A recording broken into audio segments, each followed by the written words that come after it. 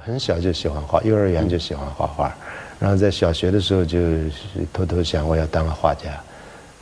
但是文革开始以后，他给了我一个机会，就是我可以画油画了，因为大量需要毛主席像。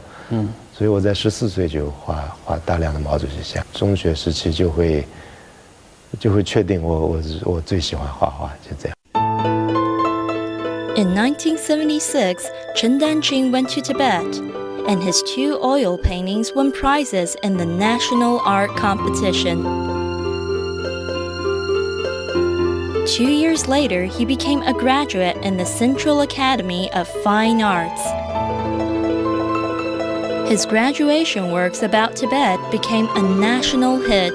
For the first time, the Tibetan people became vivid individuals, not propagandistic symbols.